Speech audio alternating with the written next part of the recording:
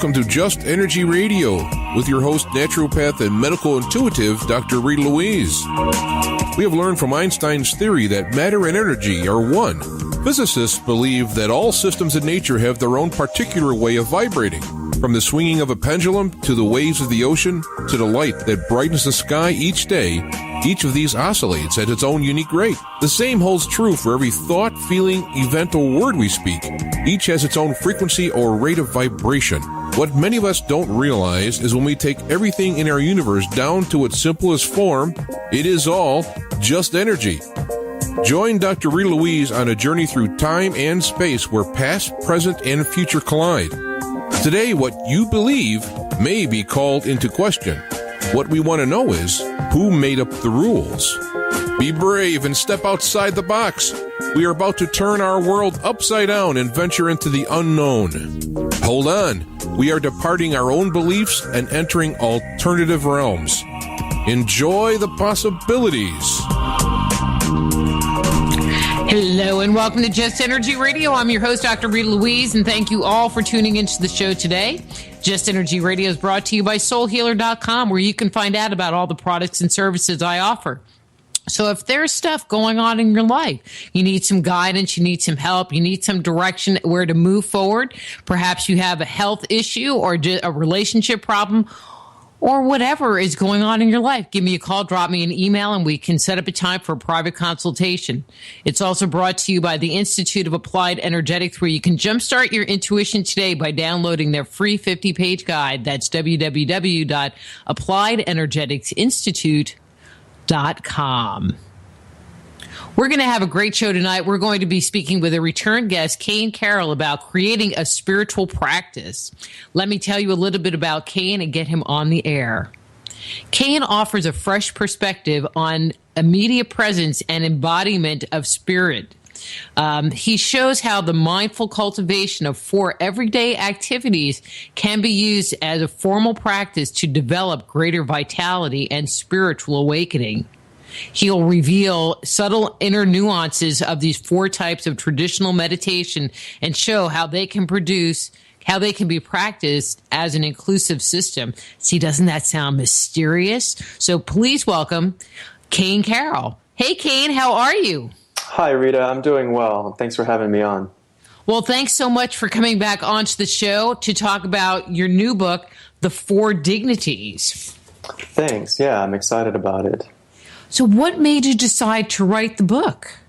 Well, the book has been something that has been in process for years. I have been working with those different 4 meditations throughout my life. I started in childhood working with seated meditation and standing meditation later, and then walking meditation and lying down meditation. And I was looking for an understanding of how those 4 different ways of practicing mindful cultivation could fit together.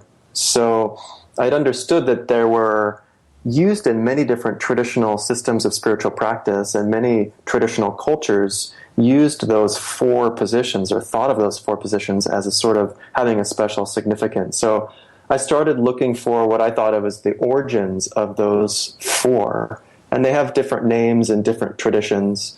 The 4 Dignities was the name, a translation from Sanskrit and Japanese writings and texts that really caught me. The idea of dignity was really something interesting to me. So I started just looking into it in terms of my own personal development and my own personal cultivation, and discovered that I had a lot more to say about it than I had realized, and just started writing notes, and the thing ended up being the skeleton of the book and stuff that I had been teaching for years. And so the book sort of developed on its own in a way. I think some other writers will understand that idea, that you don't necessarily come up with the idea for a book. The book sort of comes up with its own idea and employs you to write it. And that was certainly the case with this book. I found myself working on it, not necessarily knowing I was writing a book until much later. I'm hearing you. I think it's interesting, and maybe you could give a little bit more history about yourself. You said that you started a meditation practice when you were very young. How young were you, and was your family open and supportive of you doing that. Yeah, so the sort of inception of it all happened when I was about 5. And I was in the bathroom with my mother brushing my teeth before bed. And we were just messing around and standing in front of the mirror. And I was looking at myself in the mirror. And it occurred to me that the reflection I saw in the mirror was quite different than how I felt on the inside. And I stopped and said to my mom, I pointed to the mirror and I said, "That's not who I am." And she kind of giggled and she said, "Well, that's right." And I said, "Well, then who am I?" And she said, "Well, that's what you have to find out." And that was sort of the inception of what I would call the sort of spiritual unfolding. And she had been practicing meditation for many years, and there was always that happening in our home. She would practice meditation lying on the couch. And so for as long as I could remember, that was a part of my home life. And as I got a little bit older, at about the age of 13, I started in wrestling and judo, and that included a meditation component, as the judo was happening in a Japanese cultural center, and we had a component of visualizing our moves and calming and clearing our mind before matches. And around that time, my mom started teaching me her way of understanding meditation, which was much more somatically based. And so she was really my first teacher and ended up being really my primary teacher as I got older, and in my 20s really started traveling a lot and pursuing yogic practices and spiritual cultivation seriously. So I traveled to India, Nepal, and China, Thailand, Tibet, South America, studying with Buddhist and Taoist and Indian yogic teachers. And all the while my mom was there as a teacher as well. And so in a way, these 4 practices were things that I had exposure to from various different traditions and different applications. For example, the standing meditation I learned was part of a martial arts system in the Chinese tradition.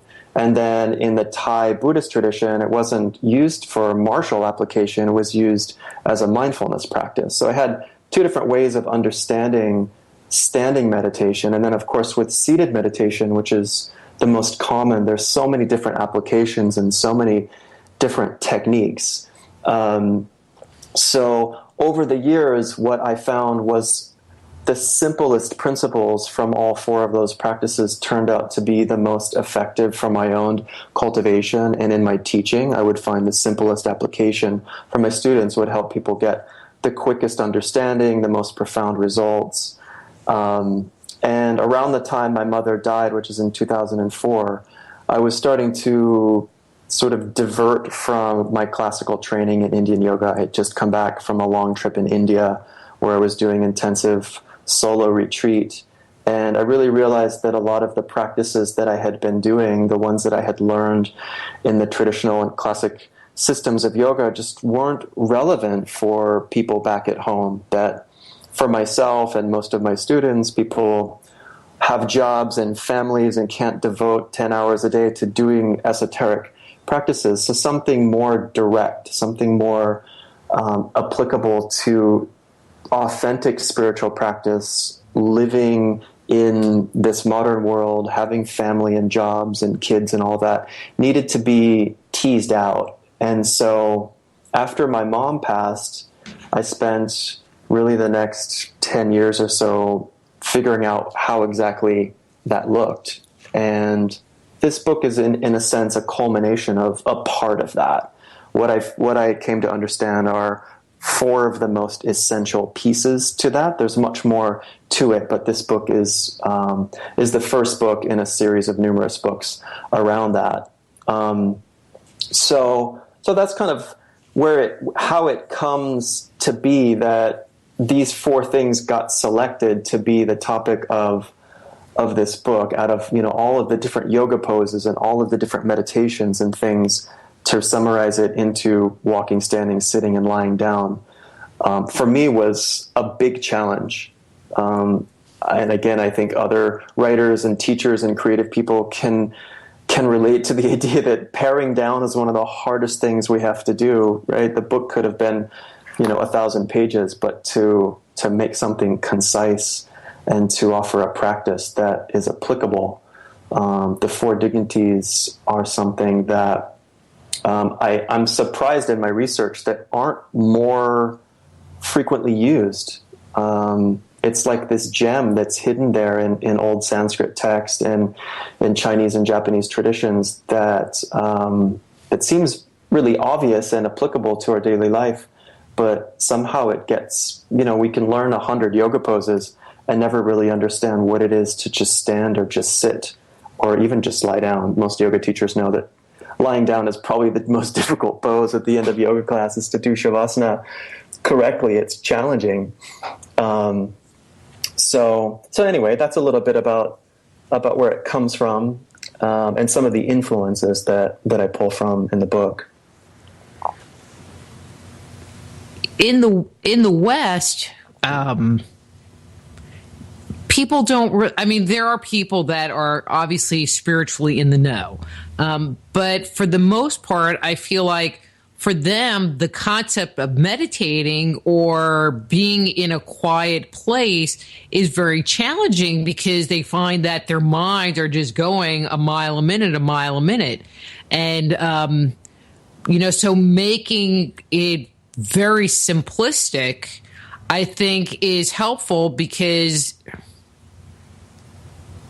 there's less to have to worry about. You're not saying a mantra, you're not getting into some weird position, you're not doing something that seems foreign. Everybody can sit, everybody can stand. Correct. Yeah. So one of the themes that I understood in all of this is that when we go about the enterprise of what I would call spiritual seeking, it's really easy to look for ways to avoid ourselves. Mm-hmm. And complexity is one way to very easily avoid ourselves. And so is working with something that we would consider esoteric, right? Whatever it is that's not sort of native to your culture, your upbringing, ends up having some kind of interest in being esoteric. So you could use the complexity of learning breathing exercises, pranayama exercises, and there's hundreds of different ways to work with the breath. There's hundreds of different visualizations and mantras.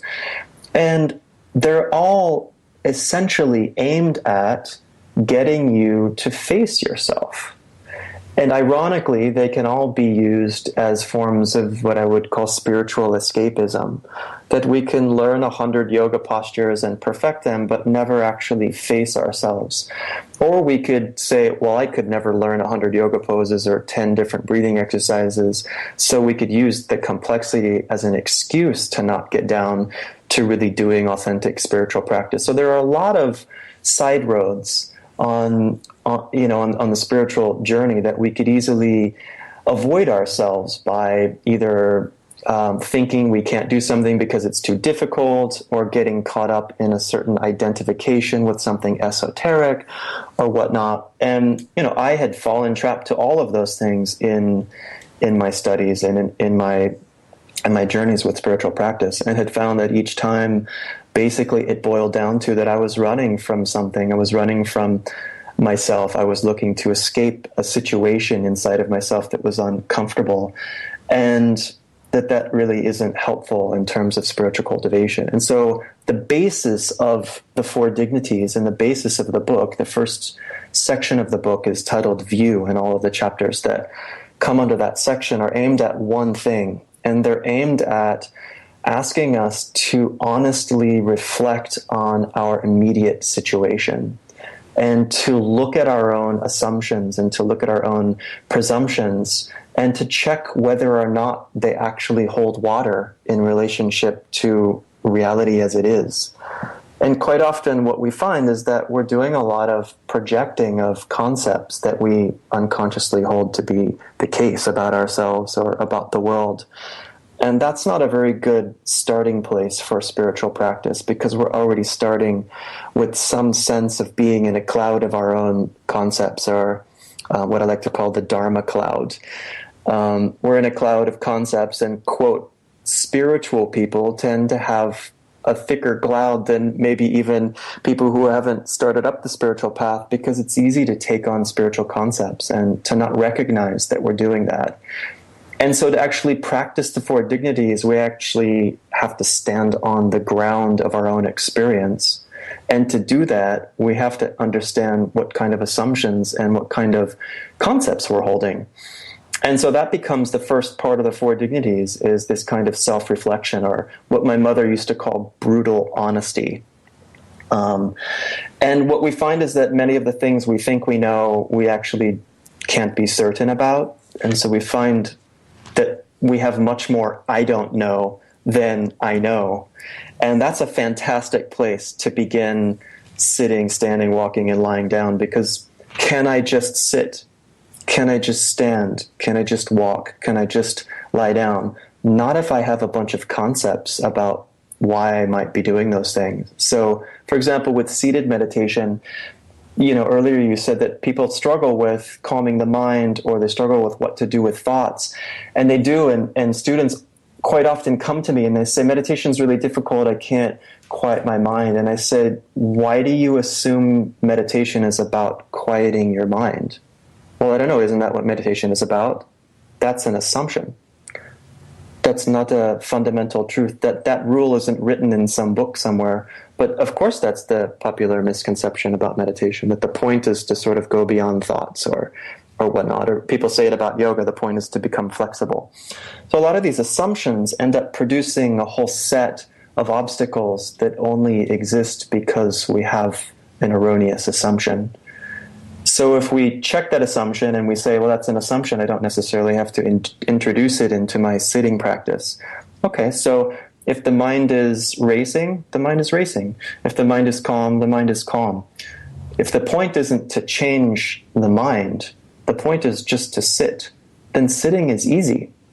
The basis of meditation can be coming from a kind of basic understanding of ease, because we're not trying to fix ourselves, we're not trying to manipulate our mind, and we're not trying to get to some particular state. So sitting really can just be sitting, and walking really can just be walking. If you're walking and your knee feels a little bit uncomfortable because you bumped it yesterday, you're not doing improper walking. It doesn't mean you haven't achieved perfect walking meditation. You walk with whatever situation is at hand. And same thing with standing and, of course, lying down. And so the basis for the four dignities is dignity. And dignity is something that we find actually inherent in how we naturally are, inherent in everything in the way it naturally is. We could say water has dignity because it's just being itself. And clouds have dignity because they're behaving like clouds. And so there are great words in other languages that have this implication. The best word I know of in English is nature, right? Something has its intrinsic nature. And so we say that things are just so of themselves, right? Cows stand on four legs, and water is wet, and fire is hot. And each individual human being has their own unique proclivities and their own unique way that they are.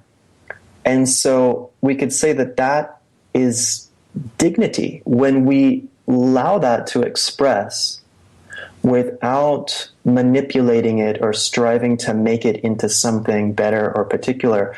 Then we actually can start to practice what we could think of as authentic meditation, because we're not trying to get anywhere.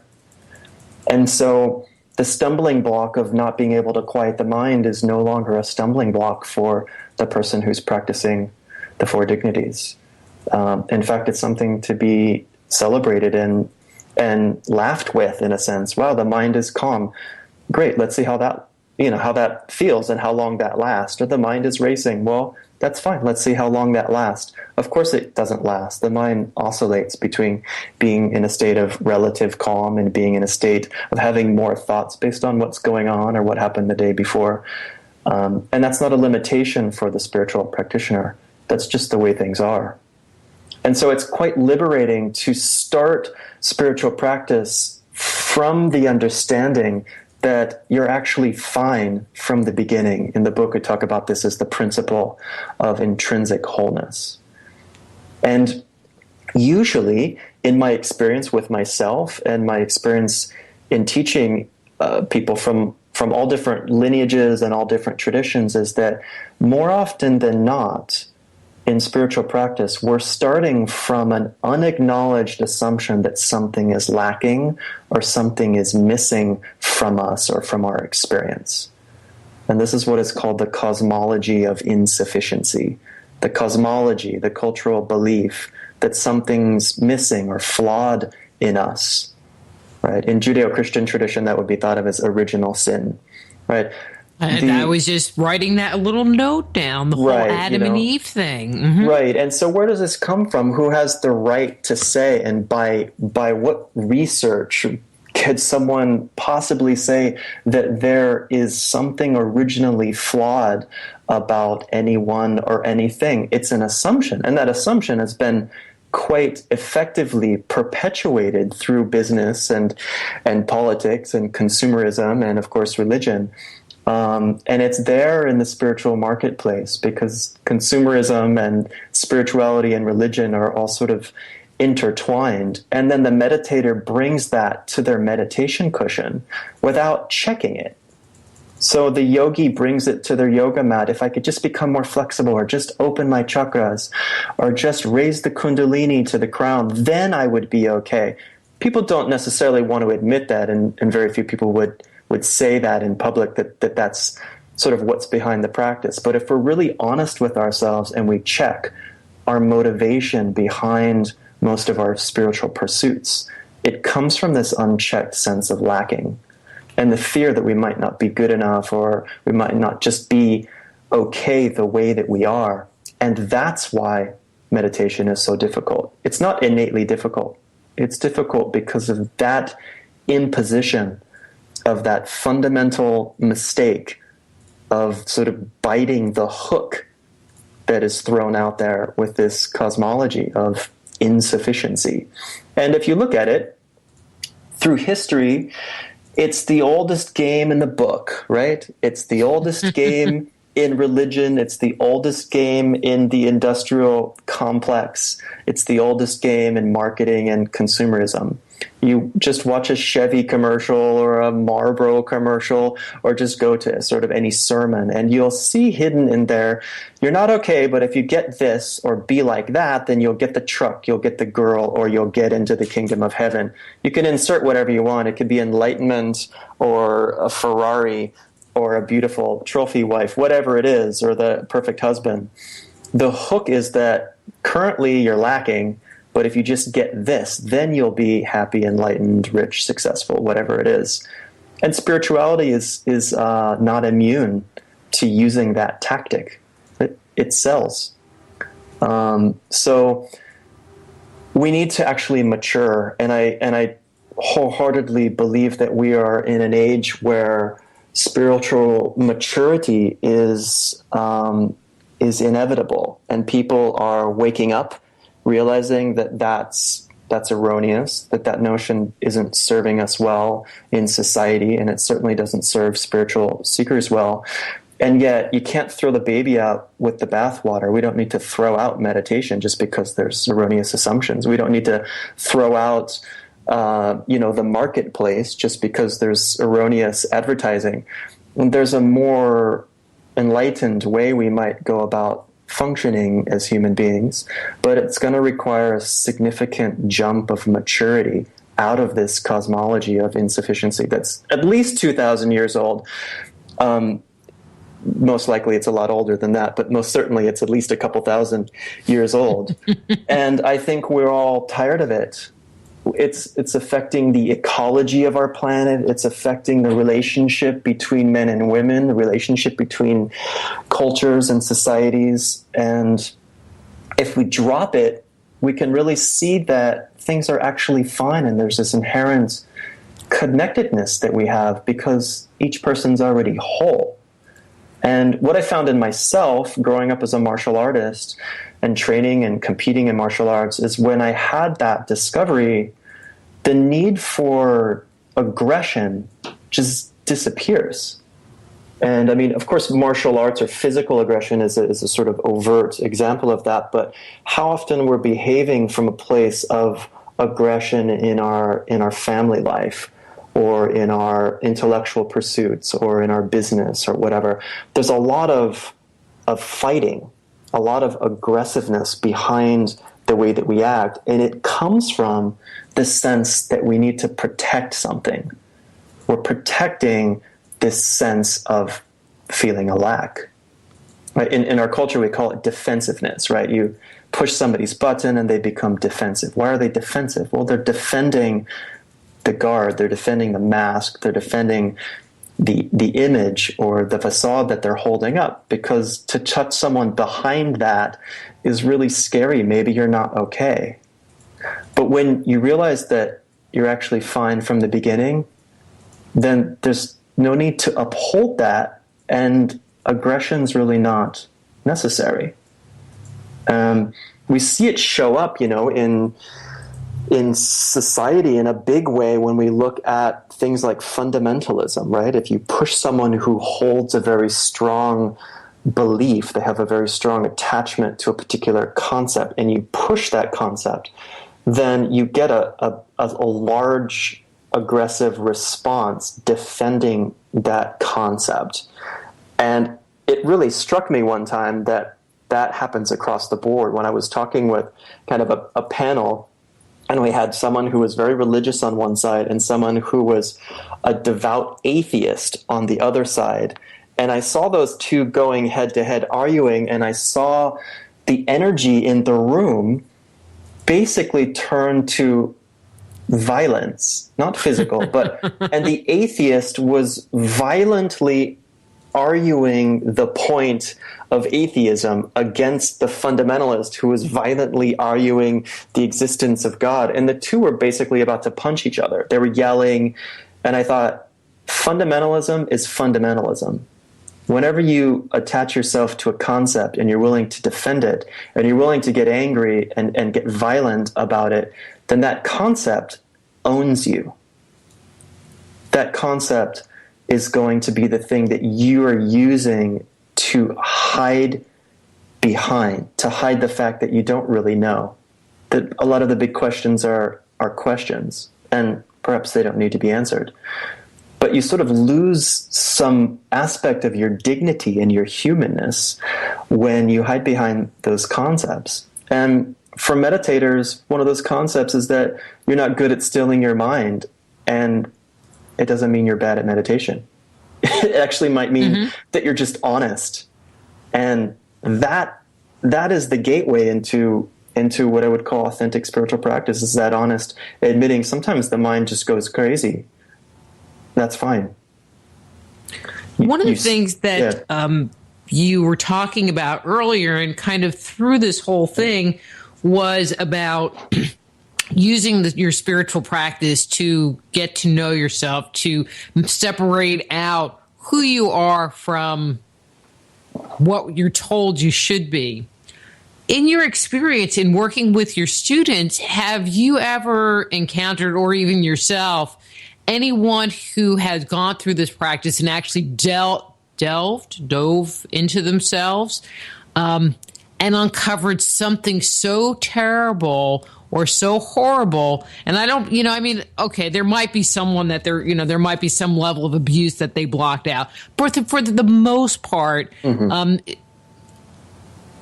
do people normally uncover really scary things, or do they just realize that they are who they are with their flaws?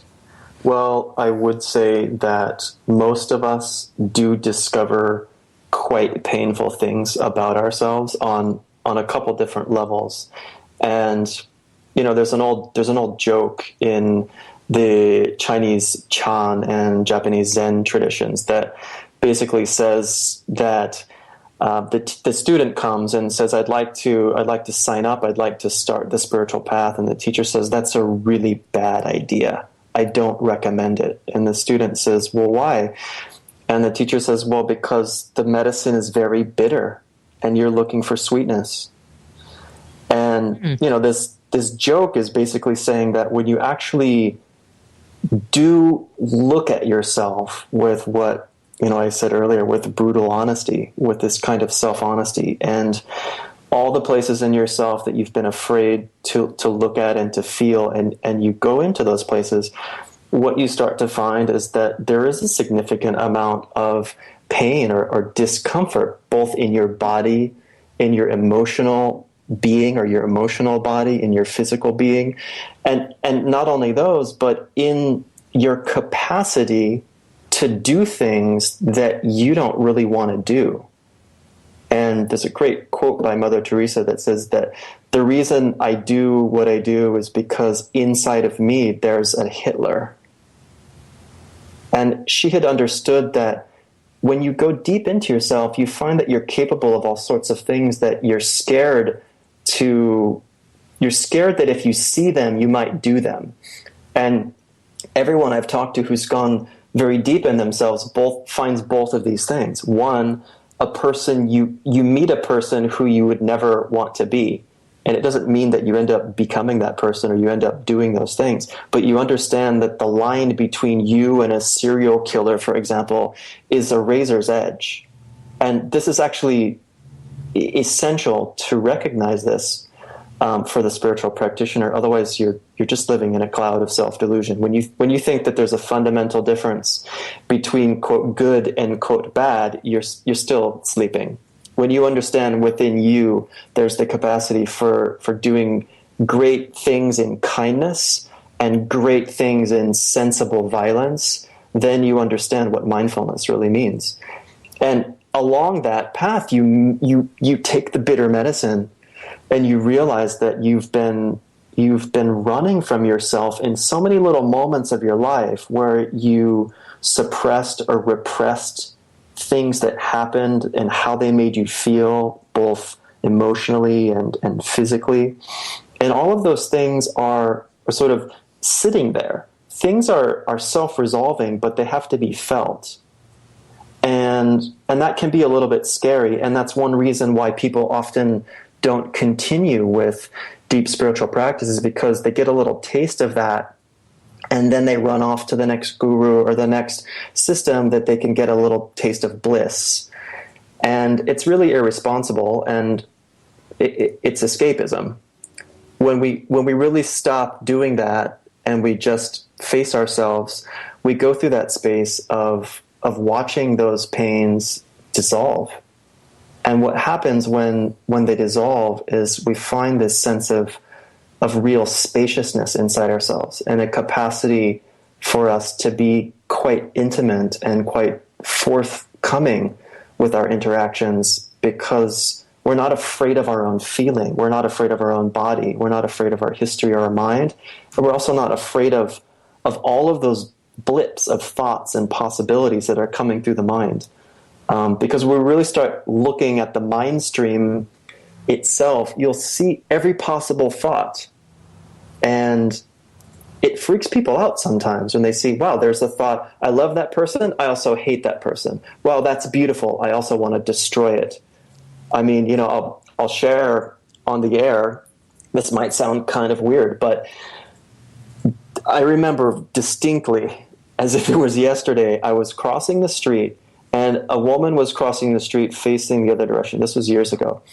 And the first thought was, wow, beautiful. And I felt the sense of care, like I would want to protect her and that baby if something were to happen. This is happening in like a blip of an instant. And then just after that, I felt the opposing thought was this thought to want to destroy something that's beautiful. And I realized in myself, that's totally natural. The polarities always arise as a composite. Good and bad co-arise. And there's no problem. When you're awake in yourself, you understand just because those possibilities are there, it doesn't mean you act on them. And I realized after that is what Mother Teresa meant when she said that about that there's a Hitler inside me. What does that mean? I couldn't quite really get it on a deep. I got it intellectually, but I hadn't understood it personally. And when I had that moment with the mother and the baby, I really understood it. And since then, in my practice, many things occur that are quite startling.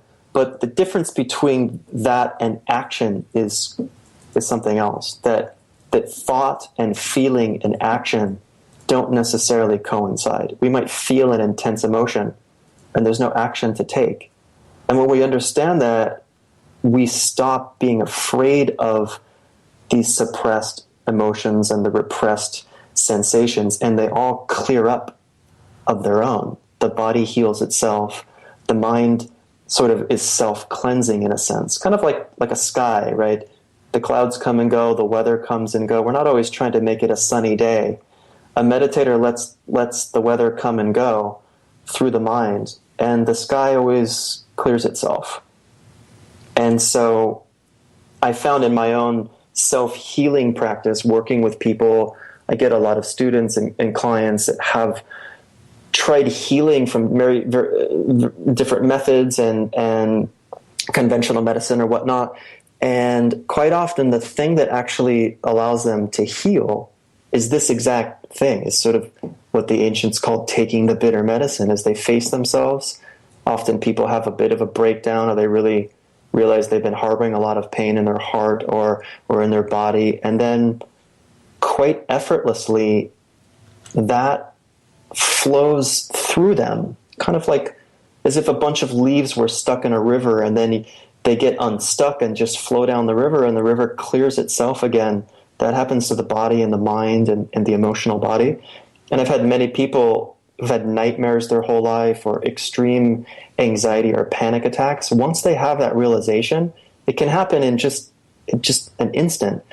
The panic attacks stop, or the insomnia stops, because what they were not facing and afraid of was the thing keeping them up at night, or the thing producing the panic attacks. And once they faced it, and they realized it's really not that big of a deal to feel that kind of discomfort. The heart is huge. Our capacity to feel and to love through it is immense. And they weren't destroyed by it. They didn't get taken down into this abyss of darkness. They're just fine. And so it can be that quick in just one instant. And I've had other students, it's taken them a couple of years to muster up the courage to face themselves. And in the book, I have a little test, for spiritual seekers and for all of us. When we think we've really faced ourselves, there's an easy test.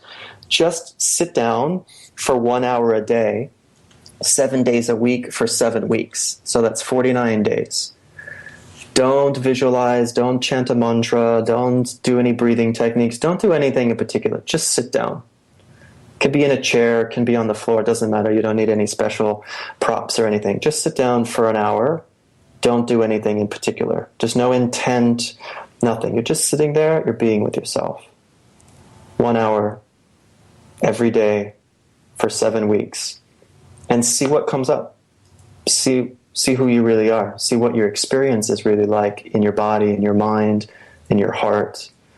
And it's really telling whether or not we're really being honest with ourselves. And it's so simple. It's kind of like the 1,000-pound gorilla in the room. It's so simple, but we trick ourselves. We think we have to learn fancy techniques, or, I fell prey to it too. I thought I had to fly to India and China and Tibet and hike into the mountains in Nepal, all to just learn to face myself. That's the big secret. Face yourself, right? And like so, and then keep yourself honest, right? So that's the other side, is that spiritual practice is kind of like proof is in the pudding, right? If we can really practice something simple like standing or sitting, then we keep ourselves true. So that's basically, what the old Zen teachers said: don't stain your innate enlightenment. Practice every day, because it's just too easy to fall into self-delusion. So we have self cultivation as a way to express our innate wholeness, not as a way to get it, but as a way to express it. And so what I love about the idea of the four dignities, and what probably really inspired me to write the book, because, as you know, writing a book is difficult, and it's much easier just to talk about it. But to sit down and write the book, what inspired me to do that is the idea that we can introduce these four simple ways of expressing your innate wholeness, or as the old Sanskrit texts say, to express your innate enlightenment. The mirror is innately reflecting, or the window is naturally clear. Let it be clear. The human being is naturally awake and luminous. Let it be. There are a lot of people that believe that they've dealt with their issues. They have a relationship that ended. They had problems in their childhood. But as an adult, things aren't so good. They might be experiencing physical issues. They might be experiencing a lot of stress or strain, or, whatever word you want to put on it. In order for them to move through that energy, do they have to face their demons in order for them to be released and for it to heal? Or can you kind of skirt it? Well, so I think it's important to differentiate between what I would call spiritual therapy and meditation. So in the approach of using therapeutic methods to heal, we would need to look at it based on which method we're using and what view. So, a lot of times people have, quote, gotten, they've faced their issues or whatever through some sort of talk therapy or some sort of psychological counseling or something. And all these methodologies have their place. But in the practice of meditation and self-cultivation, it's not important to gain a kind of understanding or to sort of get beyond something. The only thing that matters is actually feeling and having full intimacy with our direct experience. And this is a big mistake to mix schools of thought. And this is essentially what happens with spiritual materialism, is that we take the model of that we need to fix ourselves, and we bring that assumption into spiritual practice.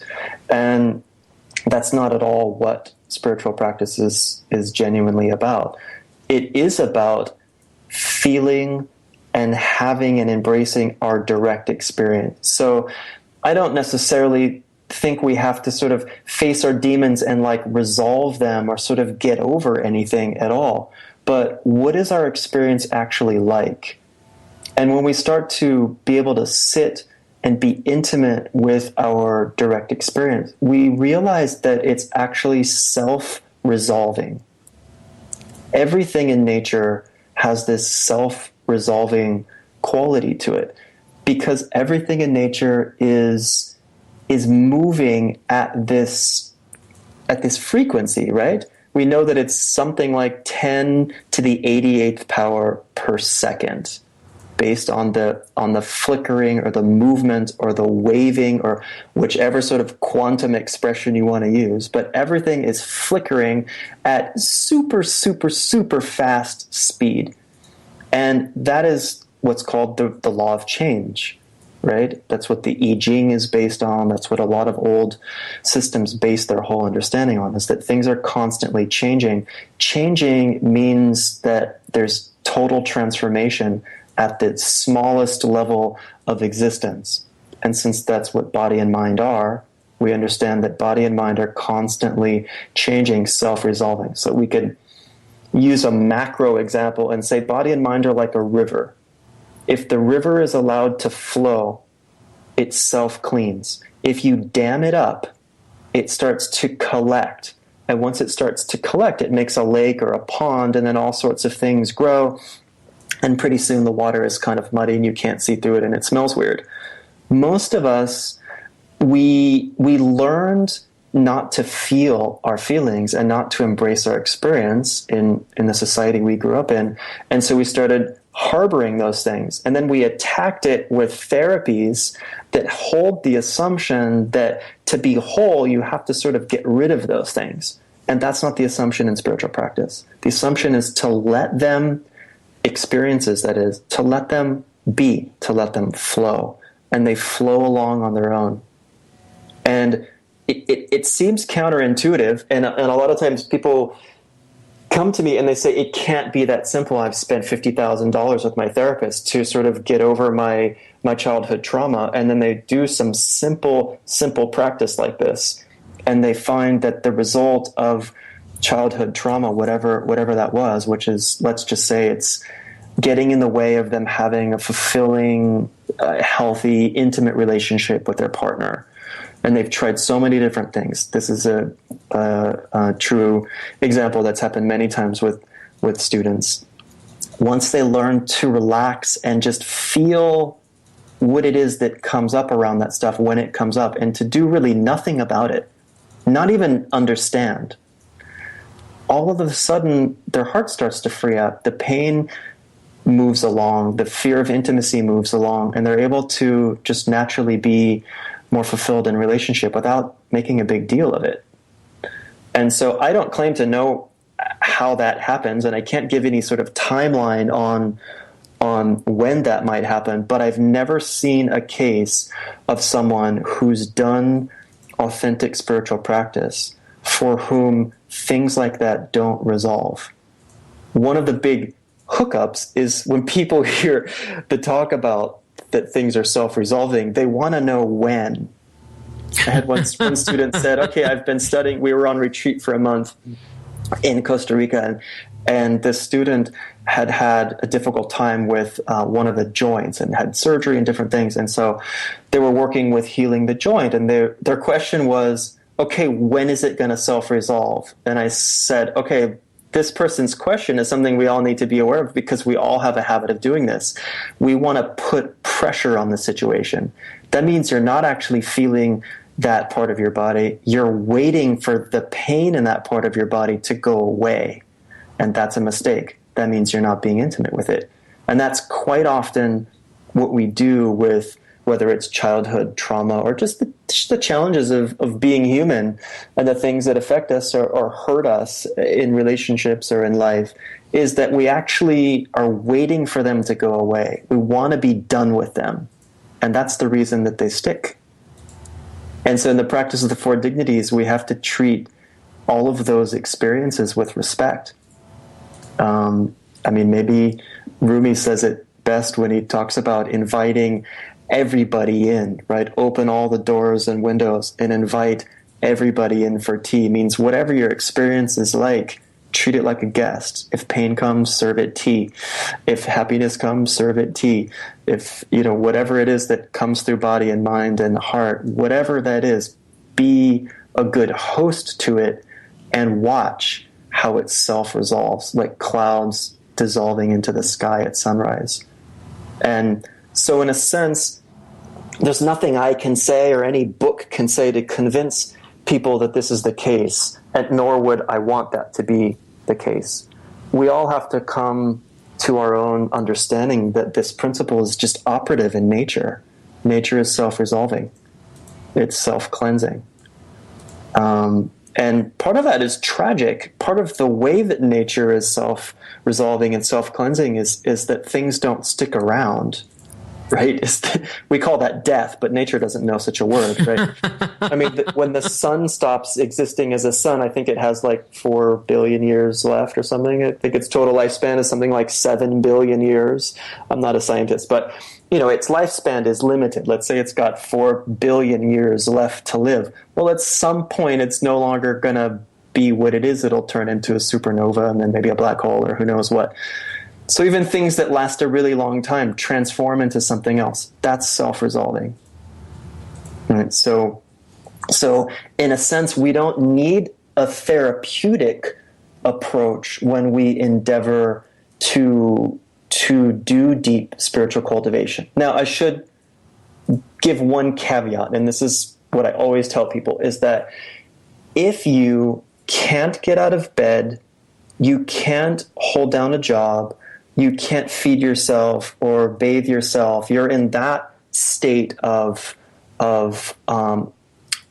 that level of unhealthiness in your emotions or in your mental state, then that's the time to sort of get yourself to a baseline. Then you seek whatever therapeutic modality will help you get to baseline state of what I would call basic sanity. Means you're eating, you're sleeping, you're providing for yourself, you're not harming yourself. So in this way, we need to be responsible with spiritual practice. So if somebody comes to it from a place where they're really, really suffering with a kind of mental or emotional or psychological pathology that's debilitating, then we don't want to think sort of meditation is going to fix all their problems. That's irresponsible.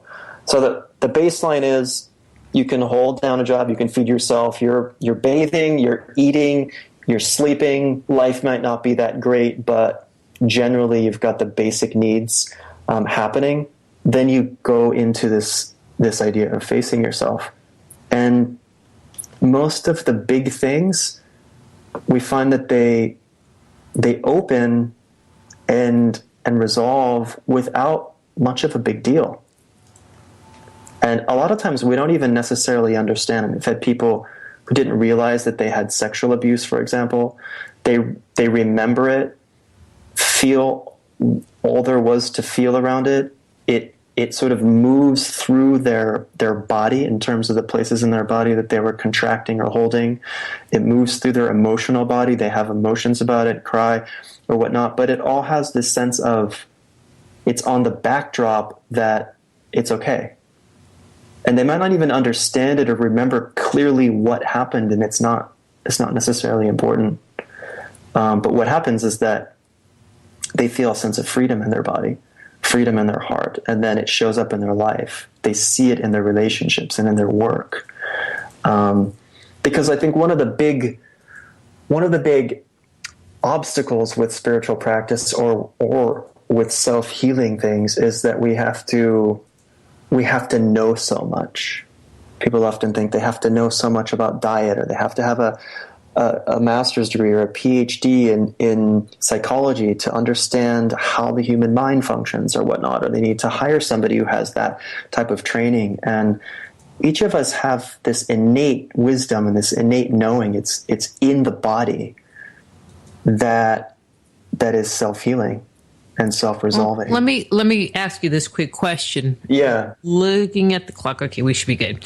We're talking about letting go of, I'm going to say trauma, just to make it be very generic. Sure. Is this something that we just hold on to it on a mental level in our brains and our thoughts and emotions, or does it get trapped in the physical body as well?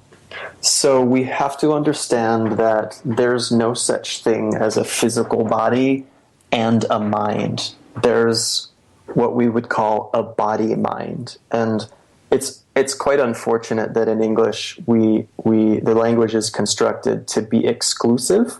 So it sounds bizarre if I say body-mind, but we know now, all of the old spiritual traditions say it, and it's built into the language of Sanskrit and Tibetan and classical Chinese, that body and mind are one thing. And now we know, of course, with the understanding we have now of the finest level of matter, that, of course, what is matter but consciousness? And what is consciousness but the tendency to become a little more crystallized?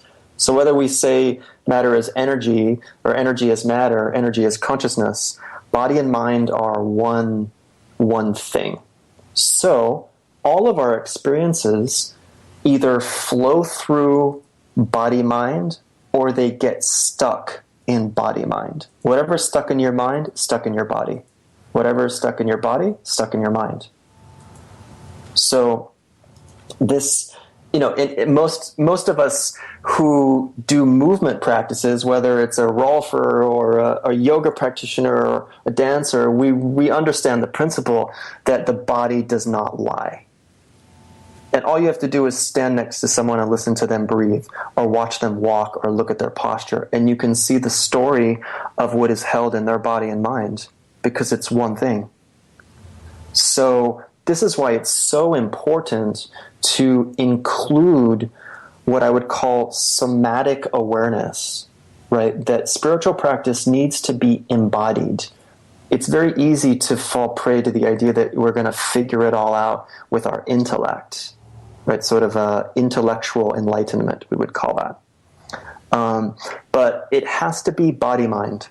And this is fundamental to the idea of the four dignities and of meditation, is that body-mind needs to be one complete whole experience. Thoughts, emotions, sensations, we realize those are all constantly changing aspects of our experience, and they're one whole.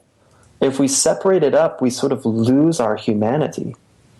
And I think in the West, the way Western education functions, the way we were all enculturated in a way of learning that favors the intellect as sort of some supreme being, and doesn't really give as much credence to the intelligence and wisdom of the body, right? We force 6-year-olds to sit in their chairs from 8:30 when the bell rings to 2:30 when they get out of school. It's totally unnatural. They have natural body intelligence.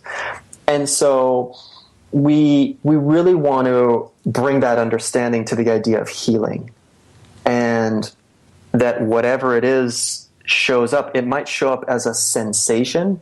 It might show up as an emotion. It might show up as a thought. It might show up as any combination of those. And letting it flow along on any level that it shows up is really all we have to do. And so we say, let the body be open like the sky.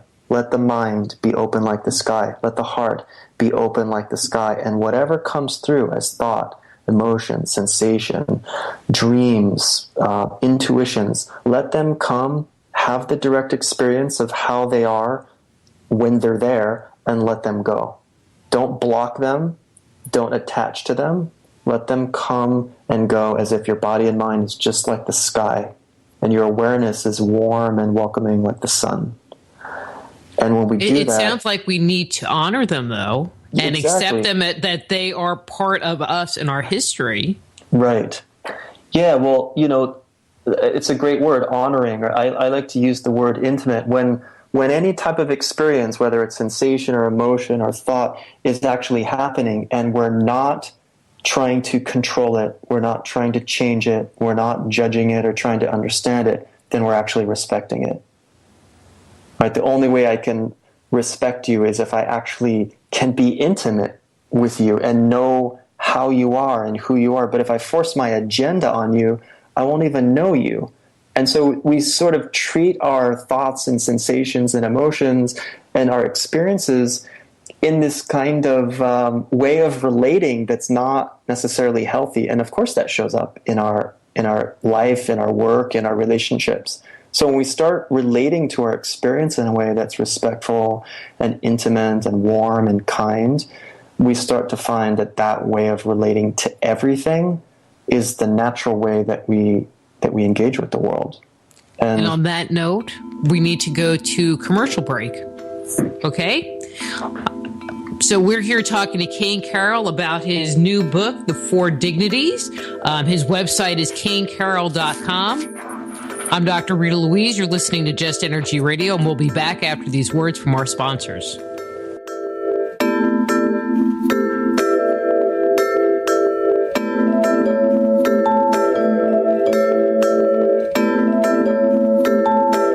Just Energy Radio with your host, Dr. Rita Louise, will return right after these messages.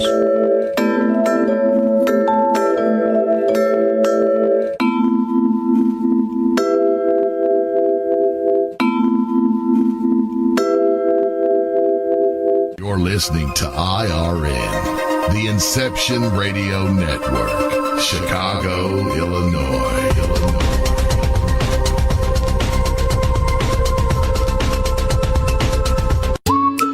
Are you looking for a cure for boredom? Never worry. IRN's new interactive website introduces a number of ways to pass time while you listen to your favorite show.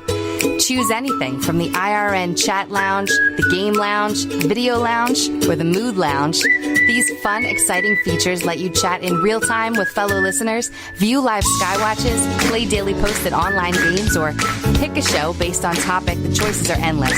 Use your time wisely, keeping it all on IRN. Who were the gods of antiquity? They've been described as the forces of nature, levels of consciousness, and aspects of our psyche. Stories that depict their incredible weapons, their flying machines, and their amazing adventures are characterized as being the product of our ancestors' fanciful imaginations. But what if the tales of the gods are true? Did the writers, chroniclers, and scribes of our distant past actually document a realistic view of our origin? My latest book, Man-Made, The Chronicles of Our Extraterrestrial Gods, looks at our most ancient legends. Learn of the torrid romances, elaborate plots, violent scandals, and conspiracies that played out in antiquity. Find out the role the gods played in the life and culture we have today. If you want to find out the truth of who we are and where we come from, order your copy of Man-Made today. For more information, go to www.manmadethechronicles.com. That's www.manmadethechronicles.com. Hello, Inception Radio Network listeners. This is Amanda. Remember, you can take your Inception Radio shows on the go. Just download the Inception Radio Network app for your iPhone, iPad, or Android smartphones and access live shows, past shows, guest lineups, and much more. Just visit the iTunes Store or the Google Play Marketplace and download it today for free.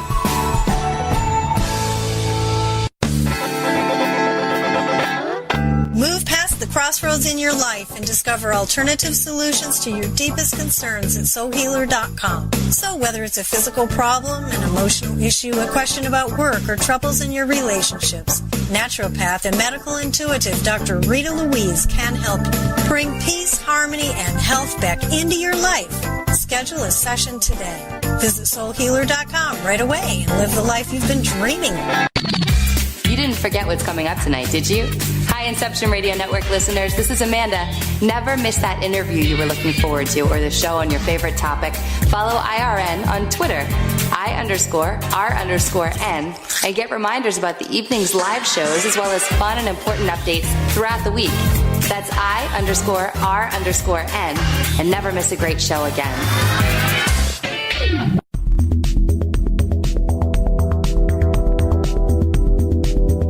We only have a couple of seconds before we have to get back to the show, and I want to tell you how you can jumpstart your intuition today. Using my free 50-page introductory guide filled with simple, revolutionary, and proven techniques, you can ignite your intuition and tap into your inner wisdom, all from the comfort of your own home. The Institute of Applied Energetics is the leader in online home study instruction for those interested in becoming a certified medical intuitive, intuitive counselor, or energy medicine practitioner. Now is the time to transform your life and take it to a completely new level. Discover who you are and how you work. Open the door to the world of intuition, health, and healing. You can jumpstart your intuition right away by going to www.appliedenergeticsinstitute.com and downloading our free guide. Get the opportunity of a lifetime and live the life you deserve. Download your free Jumpstart Your Intuition guide today at www.appliedenergeticsinstitute.com and begin living a life filled with passion and purpose.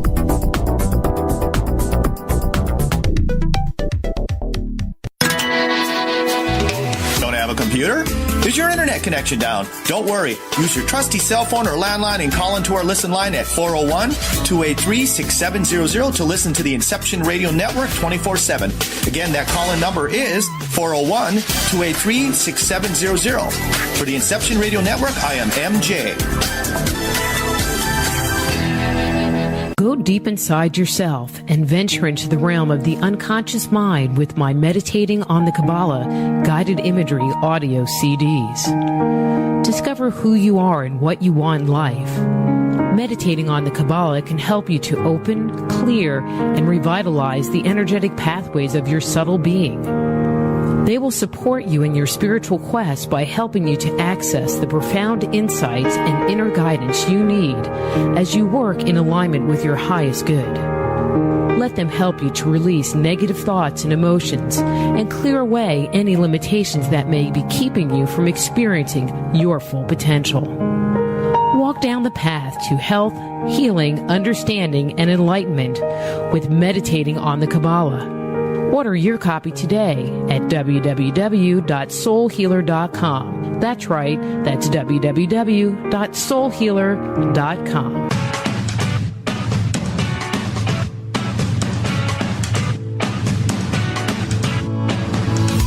Hello, Inception Radio Network. Would you like your favorite show to be played again live on air?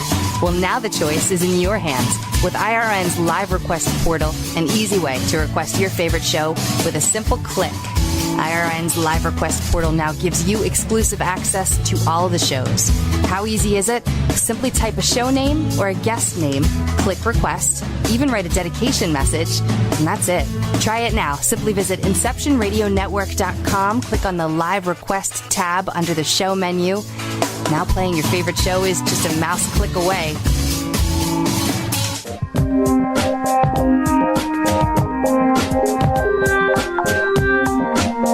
And now back to Just Energy Radio with Dr. Rita Louise. Hello and welcome back to Just Energy Radio. I'm your host, Dr. Rita Louise, and thank you all for staying tuned to the second hour of the show.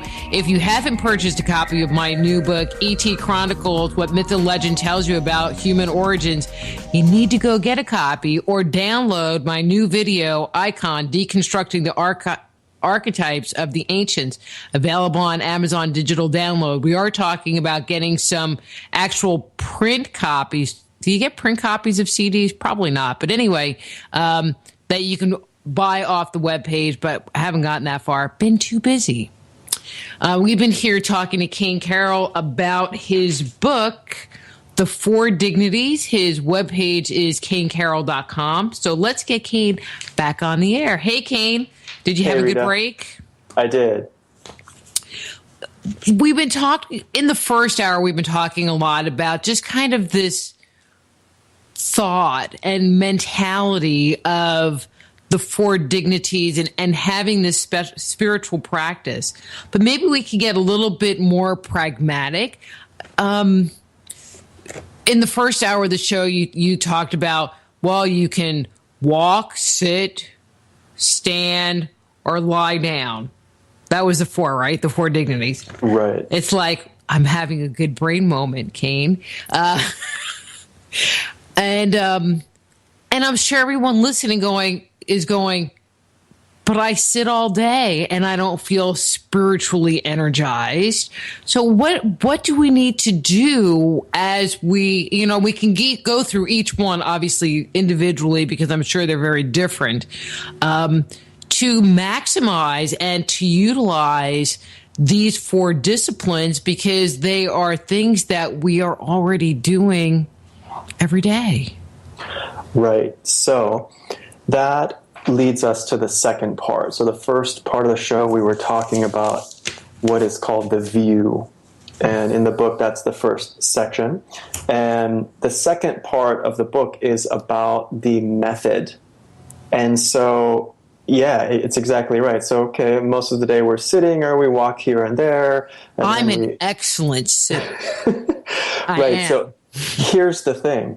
When we're sitting, walking, standing, or lying down, we're usually not just sitting. We're doing something else. The idea of the four dignities is that these four things are all we're doing while we're doing them. And so that's the first difference, is that when we sit for practicing the four dignities, we don't do anything else while we sit. We don't, and that includes, spiritual techniques. So what we then start to work with these simple applications of the four dignities are a few different principles. And one of those principles is called original posture. And what original posture means is that we're looking to line up our body with the gravitational field in the most natural way that we can. And we could think of this idea of original posture as the posture that we adopted as a baby, or as far back as we can go before we started to unconsciously take on ideas about how we should hold our body and therefore move and breathe. And so what we quickly find when we just sit or just stand, for example, is that there are all sorts of inauthenticities that show up in our posture and in our breathing. These inauthenticities are things that we've taken on. They're inauthentic because we wear them on top of our natural posture and our natural way of breathing, and they complicate and inhibit the way that we breathe, move, talk, and feel. And so the idea of how to use these as a practice, for example, to recharge your energy, is that your energy will recharge if you give it a chance. But if there's tension, if there's misalignment, if there's shallow or contrived breathing, then the body can't access that vitality that is all around you and within you. So the basic relationship starts to become that we align our body in such a way that we feel natural, and that holding patterns in the body, tension patterns in the body and mind start to fall away.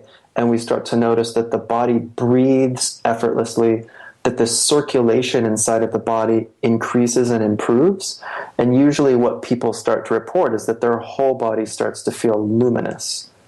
And of course, this is the feeling that we love to get if we do yoga or Tai Chi or Qigong or something like that. It's the feeling that people report when they're, quote, in the flow, right? A basketball player zooming down the court, not thinking, just totally in his natural, all those years of practice, he's figured out the natural way that he runs and shoots and operates the best. And all the training is all forgotten. He's totally in the flow. And the feeling that is reported when people are in that space we call flow is that there's nobody doing the action, but the action is happening. There's this sense of spontaneity and freedom, and everything feels sort of glorious. And this is available to us. In fact, it's our natural state. It often gets lost for spiritual practitioners because the practice is too complicated and it has too many presumptions. And so we try to step forward and we step on our own foot. And so what we need to do is basically unlearn. We need to look at our posture, walking, standing, sitting, and lying down, and ask ourselves, where am I kinking my joints? Where am I tightening my muscles? Where am I not relaxed and lined up with gravity? And as we start to get some understanding about ourselves and release those patterns, in a sense, we start to unlearn. We start to find this quite pleasurable sense of embodiment that is just naturally there. And so I often say, doing the practice of sitting, just sit. But then when you're sitting and doing other things in your life, your formal practice of sitting will inform the way you sit while you type or while you drive or while you sit on an airplane. And you'll notice you don't get as tired. You don't get a buildup of tension. You're more effective in the things that you're doing while seated. Same with standing. Let's say you have a job where you stand a lot. You've never analyzed your standing posture. And so in the book, we go through the posture from the feet to the top of the head. We look at and talk about every joint in the body. And this gives people a tangible method for how to go about understanding their physical posture and their respiration in a very simple way. It's not like we're giving an optimal alignment. The optimal alignment is people's natural alignment. And so what I say in the book and what I often tell my students is, if you have pictures of yourself when you were a baby, better yet, if you have some video footage of yourself when you were a baby, so all the kids born after the video generation will have a much easier time looking at their original posture because they'll just get videos from their parents. But, if you can find pictures or video of yourself when you're a baby and just watch the way you move, watch the way you hold your body, look at your foot, look at your knee, look at your hip, look at your spine and shoulders, look at the way you hold your head. And if you look at even pictures of babies from all over the world, there's a sense of spaciousness and length in their body. All their joints are open. Their spine is long. They hold their head further back than most adults in the industrialized world because they haven't learned ways of holding their body that create patterns of tension.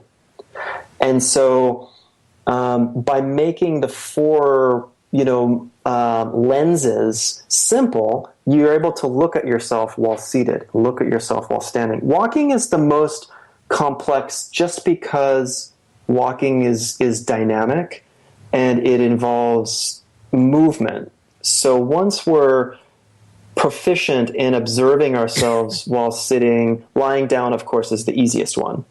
The earth is holding you up. I like that one. Yeah, so people are often quite delighted to find out that they can practice and have a deep practice of meditation while lying down. Like I said in the first half of the show, that was the only way my mother meditated. And so once people become proficient in how to practice meditation lying down, you can practice lying down, not fall asleep, go into a very deep state of relaxed, alert awareness. All of your joints and muscles relax and come into an optimal alignment. And an hour or so of doing that recharges you. It's like you slept 4 hours. And so we start to see the healing effect and the recharging effect of the four dignities really shows up, in a sense, after we've worked with finding where we're tensing up. So again, this is the idea of the bitter medicine is often when people first start practicing, they notice, oh man, my shoulders are really tight. I'm clenching my jaw. What a catastrophe. All of this tension I now realize I'm holding. But until you can feel it and recognize that you're holding it, it's kind of like it's always there. And once you can feel it and understand how to regain your original alignment and your body starts breathing again naturally, you feel fantastic. And then just maintaining it. So you'll notice, okay, you had a stressful day at work, you accumulated some stress and tension, you figure out where that's being held in your body, you relax and let it move through you, and it doesn't stick. And this is fantastic news for the self-healing and self-regenerating functions of the body. I like to call it the thrive response, is that when we just get our posture and alignment to link up, then nature does the rest. In a lot of the old traditions, this is what is called the composite of heaven, earth, and human being. And I just love this idea that the old traditions, whether they're old shamanic traditions from South America or anywhere in the Americas, really, the native animistic, shamanic-based traditional spiritual practices from almost everywhere in the world thought of the human being as a part of this composite, that heaven, earth, and human being make up what we are, make up our body. And that when we line up our body with those other two aspects, then the vital force or the pure healing energy, the creative force, flows through us in a way that gives us this sense of, it feels quite pleasant to be in our body, and it kind of dissolves tension much easier. And so this idea of being like a pillar, or the axis mundi, I think it's called in Latin, this idea that our body first has to know how to relate to gravity, and then it has to know how to relate to what's above our head, and that means our spine is long and we're rooted down into the ground. And so lying down is the easiest way to root down on the ground. You just let go and lie down. But I've had so many people report back to me when they just try to lie down and let go, they either click off into sleep or they find out that they really can't surrender.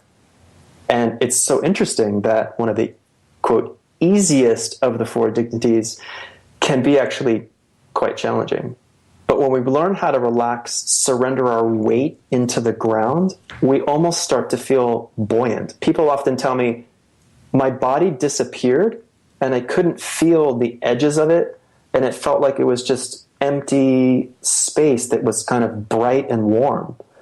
And I say, well, yeah, that's what the body actually is. That's what the mind actually is. Ask a quantum physicist. They'll say it's just energy, right? That's right. It's all just energy. Right. And so for me, the coolest thing is that is accessible as our direct experience. Because the idea of it is fantastic. And I don't find many people who would argue with the idea that it's just energy, right? But what is that like as our direct experience? And what is it like if we can live from that place in everything we do?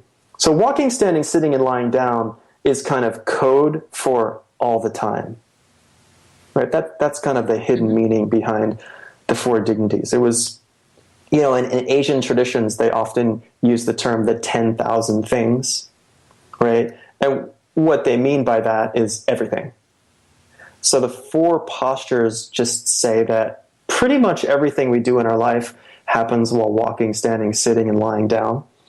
And I often ask people, is there anything you do that doesn't happen while walking, standing, sitting, and lying down? And people say, swimming, skydiving. There are very few activities that we do on a daily basis that don't happen while we're also doing one of the four dignities. So if we infuse the posture that we're in while we do other stuff with this sense of access to the field of vital energy, then we're literally infusing everything we do with that kind of presence and that kind of potency.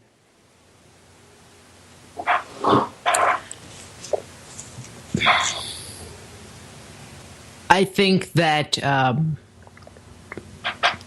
don't know, I'm stuck on the thing you were talking about, there in China, there are the 10,000 things. And I'm thinking, in the United States, that would be way too many and no one would ever do it because it was just way too many. You talk about ancient Judaism or, conservative Judaism, the 613 laws. It's like people can't even wrap their mind around that. So keeping it this simple to just 4 is good.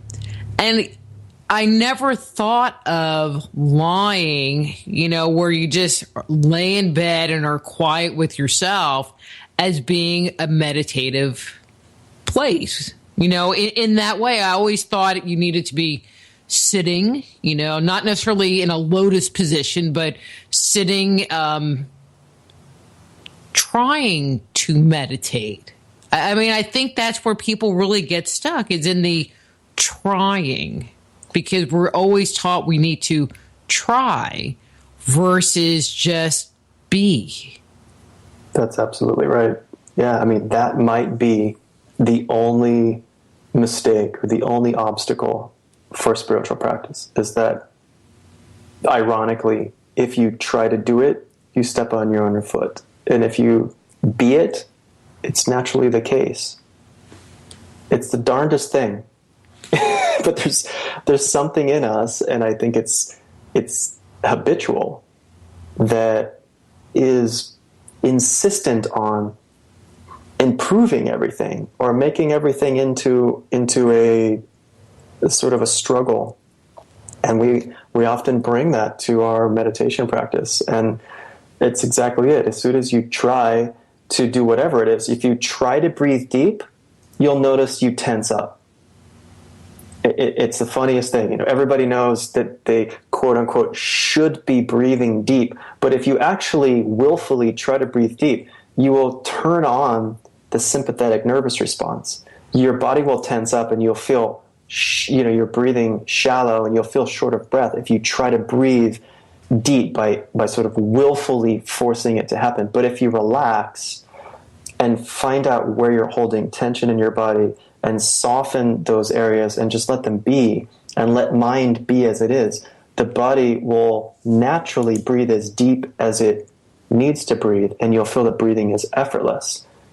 So as it turns out, after all of the different methods we could apply or techniques we could utilize, surrender or letting go, however you want to think about it, turns out to be the doorway to get in to that meditative state that feels natural to us, that feels good, or sort of it's the doorway to get home. And I use the analogy that most spiritual practitioners are standing in their living room, running in place at full speed, frantically trying to arrive home. And all the while they're shouting and exclaiming that they found the perfect yoga practice or they found the right guru or whatnot, and they're doing it all while they're running in place. And then someone comes along and says, "What are you trying to do?" "I'm trying to get home. I'm trying to get home to that comfortable place where I know I belong." And the person says, "Well, you're already there. You're in your living room right now. You just didn't notice it because you're too busy trying." And the person stops running and finishes huffing and puffing and just relaxes and enjoys the fact that they're already home. That's an analogy for the spiritual awakening process is when we're not trying, there it is. And when we're trying, it's somehow eluding us. It's the darndest thing. When first starting this practice, especially with the standing form and the sitting form, because it sounds like you need to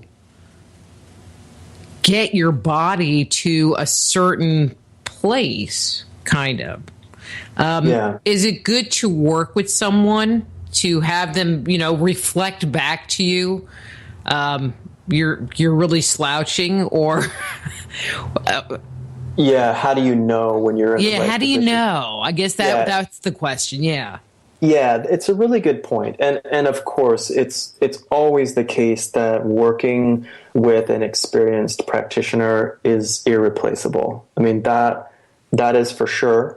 I tried in the book to give as much detail as possible and make the book as much of a mirror as possible so people could pick up the book and start a practice and work with the book to get themselves in a fairly good understanding of what it is that's required. So now, if you can really feel your experience, your body and your breath will tell you if you're lined up, if you're linked up or not, because you will feel natural, you'll feel at ease, you'll notice your circulation flows easy. But there's no replacement for having somebody who knows the practice and knows the principles of natural alignment look at you and say, "Hey, if you just relax this shoulder a little bit, or you're tipping your pelvis a little too much or whatnot," it can save you a lot of time.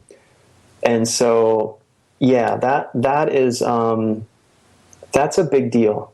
But I also believe that because many of my teachers had never had teachers. So I've also found that it's possible to understand it inside your own experience, but it takes a lot of patience and it takes a lot of willingness to really go there and work with it and explore and play with your postures. So it's true what you said, that standing and walking, these practices that are a little bit more complex in a sense, because of course standing is kind of vigorous.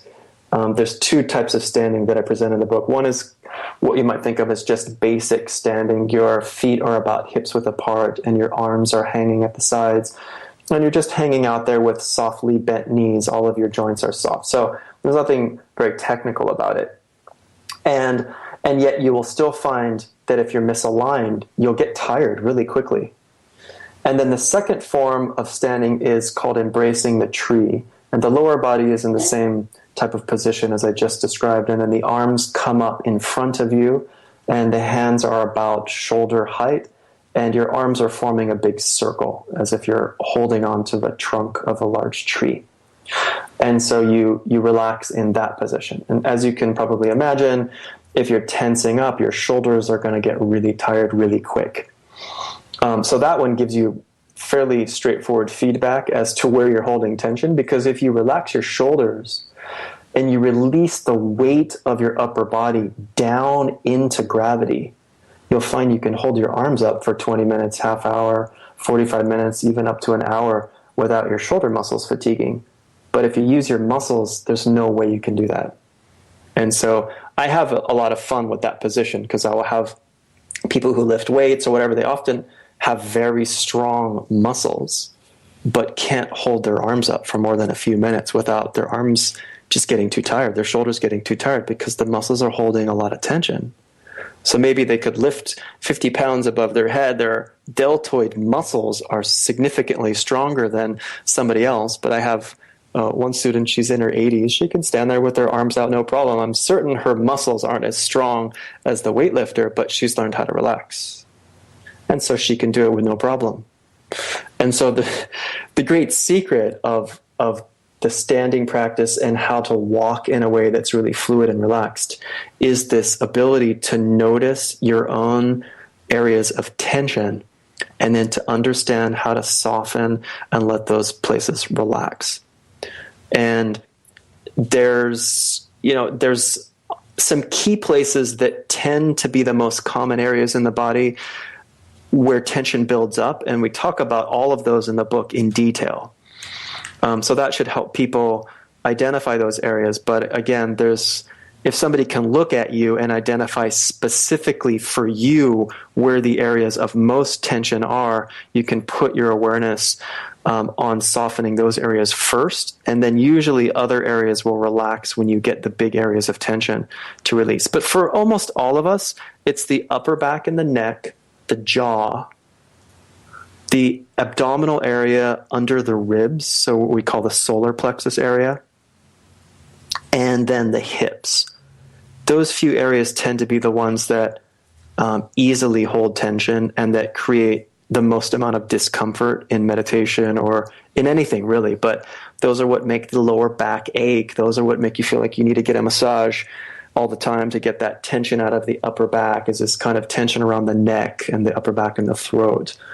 So I find for athletes, for example, when they spend a little time doing these simple practices in stillness, they can move in a way that's much more fluid and strong. It's like taking the emergency brake off. If you're driving around in your car with the emergency brake slightly pulled, and then you realize that it's there, and then you let it go, you realize, wow, the car moves so much faster and smooth. That's how it is when you release some of these tense places in the body. And so, so it's yes and no. The idea that there is something technical to know and that a teacher is really helpful, but you can make a lot of progress and gain a deep understanding by just using the book and your practice as a mirror.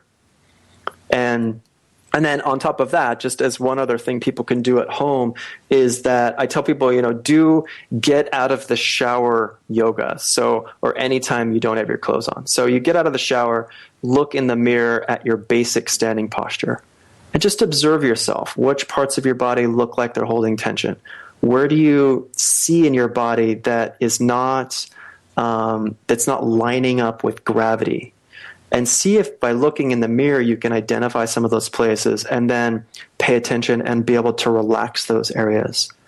And it can be really helpful. Sometimes people say, I just look in the mirror, I don't really see any tension. So sometimes people don't really see it, but a lot of times people will notice things that they couldn't feel in their body, but they could see with their eyes. And that helps them make the connection. And then they can start understanding how to relax it in their body.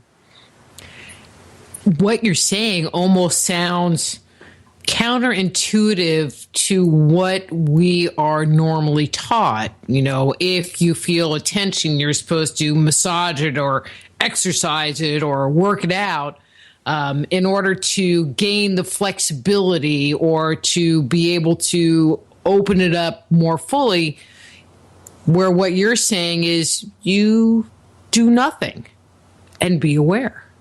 Right. And you're going to get the same result or a better result. Yeah, this is one of the great, it's not to say that we don't need to move. Of course, every day we need to move our body, and movement is the great massager. So probably most of us, in the industrialized world, at least, we're not moving our bodies as much as we need to, as much as our bodies have evolved moving. And it doesn't need to be some sort of extreme exercise, just walking and moving and going up and down, but making movement a more significant part of our day is really important. That said, the simple act of paying attention to the feeling of tension without judging it, and this is the clincher, because usually on some subtle level we feel that little tension in our shoulder, and before we even know we're doing it, we're judging it. Some part of our consciousness is doing the, I don't like that, I want it to go away, it's kind of annoying. And that is the sort of misuse of the consciousness. If we could bring the consciousness to that place and look at it with this sense of openness, I tell people, if you forget what that means, imagine how the sun shines on anything, right? How it shines on a tree, or how it shines on a squirrel, how it shines on, a first grader crossing the street, or how it shines on a guy who just robbed a bank. It doesn't have any preference. It doesn't have any judgment. It just illuminates, and it warms the bank robber just the same as it warms the kid crossing the street. And so, it's kind of a silly analogy, but the idea is that your awareness, let it shine on whatever it is you're feeling with this sense of warmth and the sense of acceptance. And that type of awareness allows tension to dissolve. But we have to be really honest with ourselves.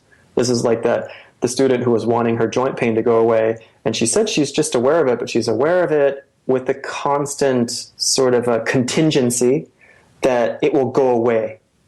And that's a kind of judgment. And you can't trick the body. You can't trick tension.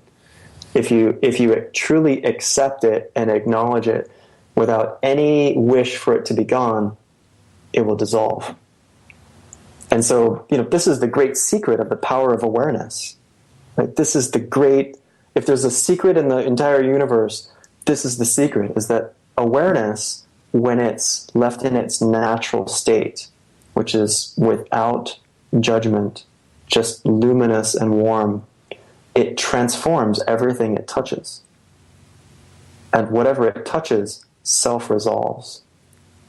In the tradition of Indian yoga, there's the imagery of Shiva and Shakti. And I think we actually talked about this in the last show in terms of the mudras, because we did one of the mudras for Shiva Linga.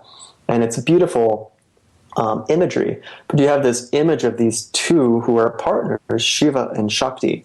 And she represents all of the manifestations of energy, all of the appearances and phenomenon, everything that could possibly happen. And he represents the pure quality of basic luminous awareness. And they're totally into each other. They're totally in love with each other. And so they represent Shakti as the dancer, and they represent Shiva as the awareness that's totally delighted by whatever dance that Shakti does. And she's totally free to dance, and he's totally free to be aware, and each just loves doing what they do. And so there's this idea that even tension is one of Shakti's dances.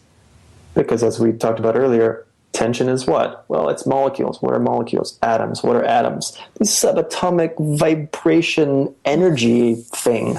So if we can let it be and let awareness just appreciate, and that might sound silly or funny, appreciate my tension, but yeah, appreciate it, befriend it.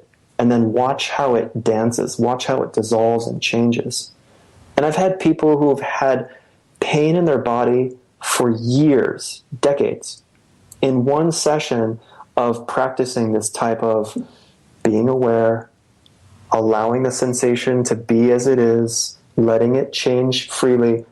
Some knot in their body just dissolves and doesn't come back. And they've maybe tried all sides of the massage or different things. All those modalities are fantastic, but sometimes there's pains in our body that no modality will touch.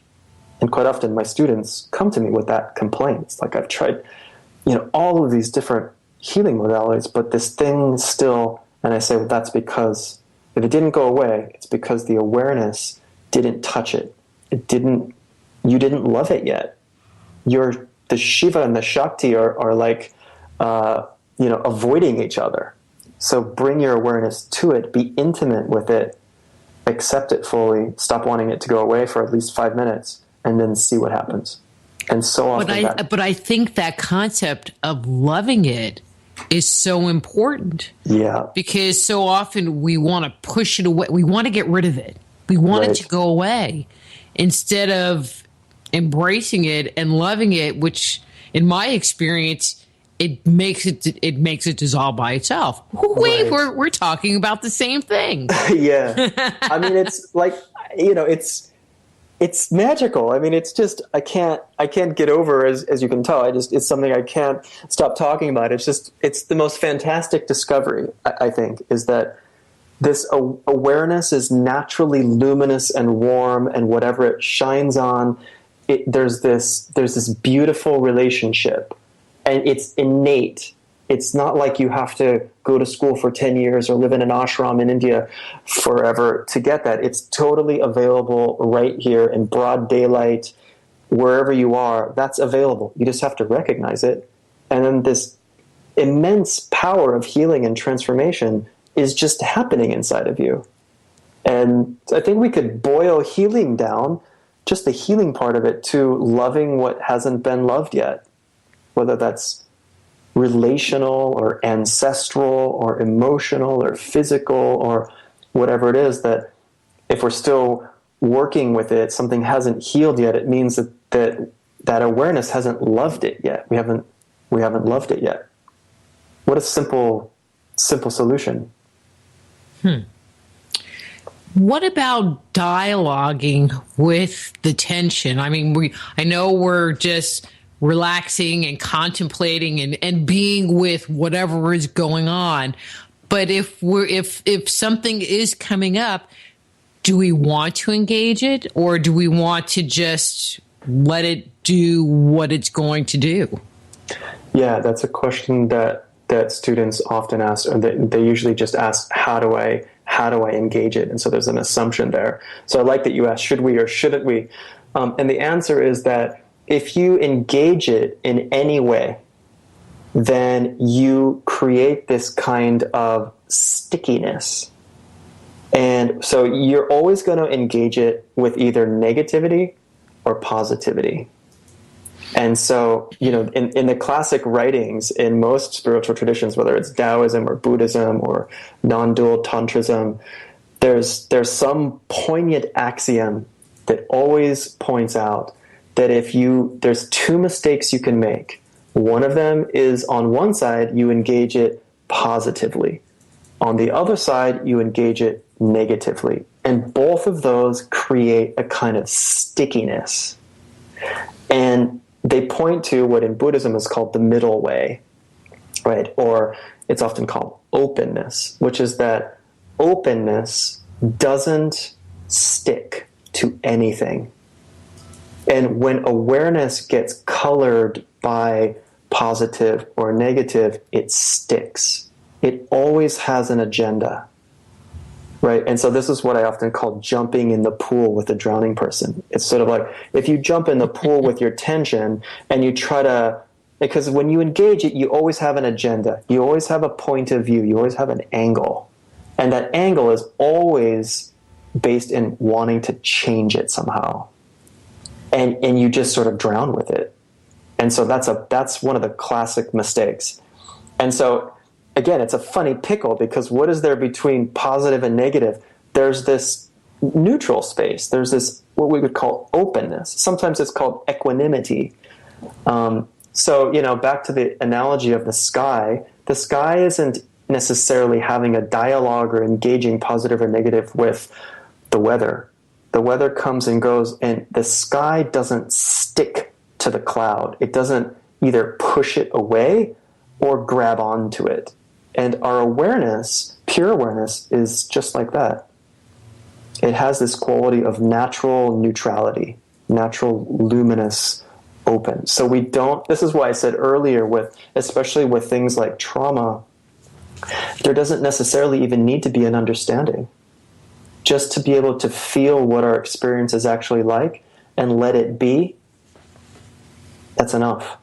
And when we notice awareness goes to its conditioned state, which is needing to know, needing to figure it out, needing to understand, being either positive or negative about it. And positive is just as big of a mistake as negative, by the way. This is kind of debunking a big misunderstanding in the spiritual world, that sort of to be positive is sort of the goal. Not at all. You could sort of get stuck in a cycle of blissing out, or sort of being what I would call pathologically positive, right? There's always the flip side of that is a deep sense of depression or negativity that you're repressing because it's not natural. So when we do this practice, we start to realize that the positive and negative, the sort of happy and sad, or the pleasurable and the painful, they all sort of come and go like night and day. And we give them equal respect. And that's how we find a sense of freedom. And that's how we embody our awakened state. So, I mean, and not to discount, I just want to make it clear, as we said earlier, that there's a place for healing modalities of all kinds. And so I do feel it's very important to dialogue literally with people who can help you see yourself better, right? So having a dialogue with a counselor or a friend or a therapist, that's really powerful stuff. And just dialogue with the people in our life. But when it comes to this meditative practice and our inner experience, usually that dialogue creates another few levels of complexity, and it has its own tension built into it. It's almost never productive. Because we have a little over 10 minutes, about 10, we'll say 10 minutes, because I'm always behind. How do we put this all together? Do we pick one of the styles? Do we practice sitting? Do we practice laying down? Do we practice walking? By picking one and working on that? Do we try doing all four at the same time? Kind of give some guidance in that way. Yeah. So the last section of the book is the section on how to put it all together. So one of the ways that I talk about it in the book is to have a time frame that's realistic for you. So you would say, okay, this is going to be my formal practice, and I'm going to allot, let's just say 20 minutes. You've decided that 20 minutes is the realistic amount of time you can do each day. It's important to work with something with continuity. So I often encourage people to do less time if they're concerned that they might not be able to fulfill their formal practice. So we want it to be relatively easy. So let's say it's 20 minutes. Okay, so there are two basic ways of approaching that. One is just to see which of the four dignities you want to play with for that 20 minutes and set some amount of weeks that you're going to do that. Let's just say you're going to do it for 4 weeks. So you're going to do 4 weeks. Let's say you pick standing. And of the two standing postures, you pick the basic, simple standing position. So for 20 minutes a day, you're going to do that basic standing position. You're going to do that for 4 weeks, so you gain some insight into what standing is like. So one way of going about it is that you go one by one and experience each one of them with a little bit more emphasis and in-depth time. The completely opposite approach, and everybody is unique, so I really encourage people to play around with it. The opposite approach is to experience a little bit of each of the four within your 20 minutes, right? So let's say you've got 20 minutes, you're doing 4 dignities, so you've got 5 minutes you devote to each of the 4 types of practice. So that's a small amount of time. So you're unlikely to get frustrated or to tense up in any of the practices. It's unlikely you'll even fall asleep in lying down, but I've seen people fall asleep in 2 minutes. But in this way, that would give you a chance to work with and gain kind of an overview for a month of each of the 4. And in the book, I call this the root sequence. So I would encourage people to start, if they're going to do it that way, they would do walking, then standing, then sitting, then lying down.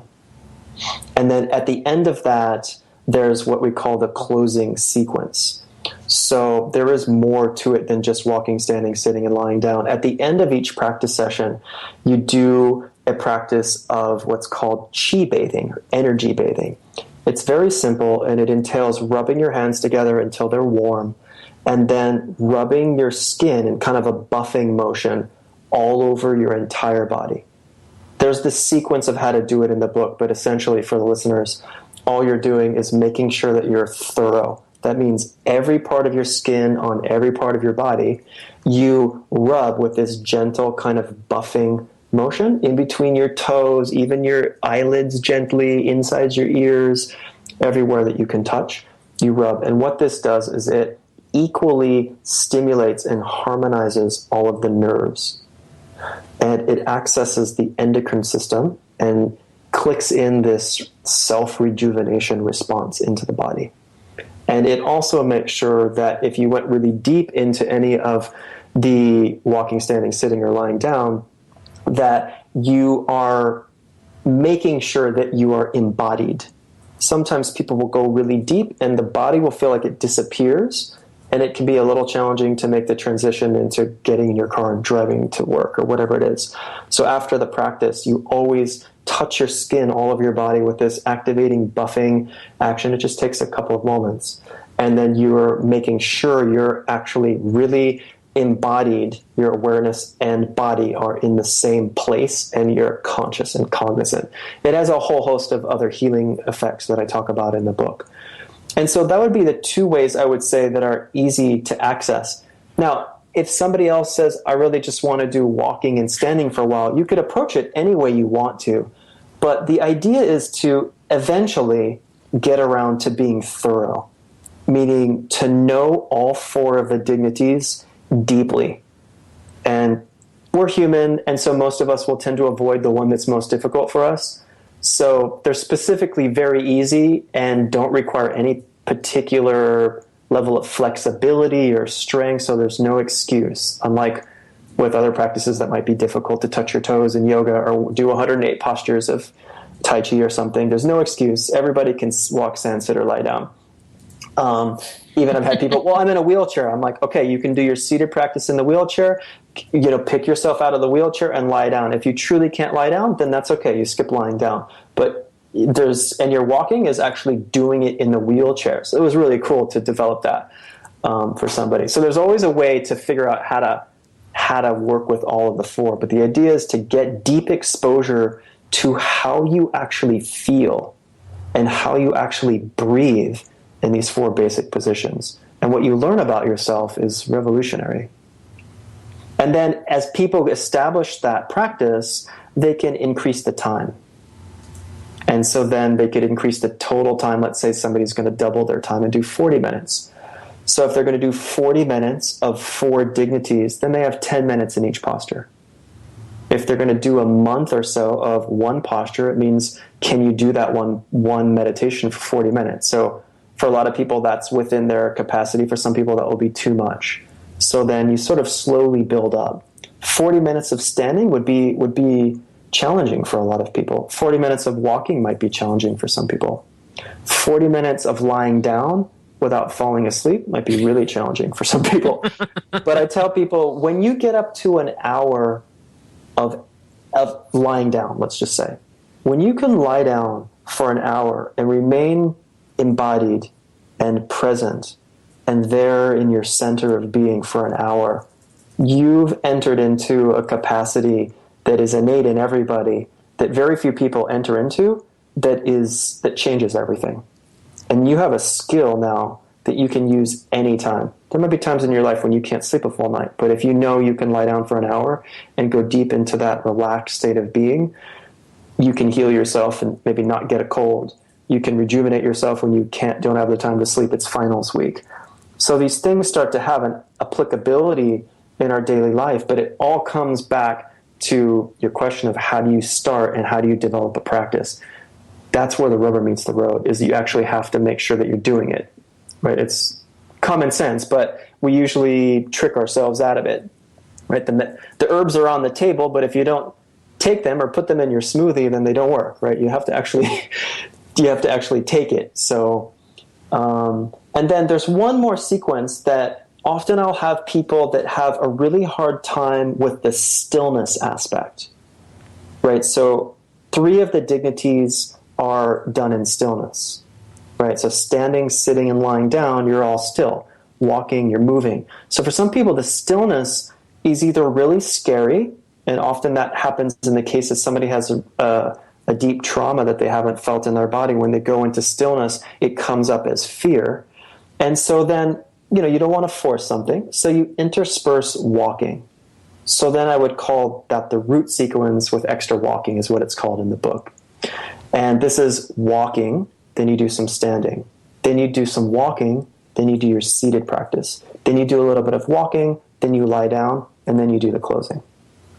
So that's another option for people, is to intersperse a little bit of movement in between the stillness so that the joints limber up and it changes things up a little bit. Great. Okay, we got 3 minutes. One last question for you. Should you try to do this at like the same time every day? Does that make any difference, or just whenever you can? Yeah, so ideally, there's a saying that says as many sames as you can apply, the better. So that means if you could do it at the same time every day, that will give you some strength. If you could do it in the same place every day, that will help you out. If you can do it on the same, let's say meditation cushion or in the same chair. So these types of things that are familiar for you, they help to build up the continuity of your practice. Now, I have to say that it's not an excuse to not practice if you don't have the ability to make it the same time or use the same cushion. That can come from inside. It's just helping you. So if you can pick a time every day that you do the practice in the same place, that's gonna help you build your practice. But for a lot of people, that's not convenient. I have a lot of students, they travel for business. There's no way they could do it at the same time. Half the time they're on an airplane.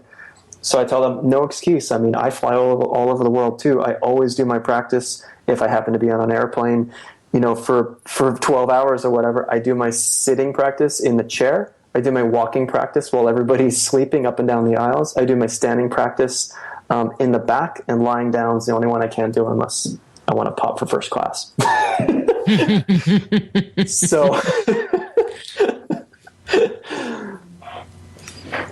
okay. Ooh, yeah, we need to wrap up. So, Cain, if people want to get copies of your book or get more information about you and what you have going on, because it sounds like you teach a lot of classes, where do they need to go? Yeah, so the easiest way to find me is on my website, caincarroll.com. They can access the book through there and purchase the book. One of the fun things about buying the book directly from me is I will personalize it for people. And I will also send them a little worksheet that helps them understand some things that aren't in the book. So that's a great way for people to connect directly with me. And of course, that helps me out as the author. And there's a ton of free information on my website, lots of videos on my YouTube channel. They can access all of that through caincarroll.com. And I love to hear from people, and I'm very open. I engage with students from all over the world. If people want to work with me and they're not in the Bay Area or they don't get a chance to come to one of my live events, I work with people through Skype. So I really feel it's important to support people in their practice, especially if they're honestly wanting to go deep into these things. Perfect. I am going to let you go. Thank you so much for coming back on. It is always a pleasure. Thanks, Rita. Yeah, I'll look forward to talking to you again when the next book is out. Perfect. Okay. You have a great night and a great weekend, okay? Take care. All right. That's Cain Carroll. His book is The Four Dignities. His webpage is caincarroll.com. Next week, we'll be speaking with Michael Carter about God's extraterrestrial and consciousness. And so until then, I'm Dr. Rita Louise. This is Just Energy Radio.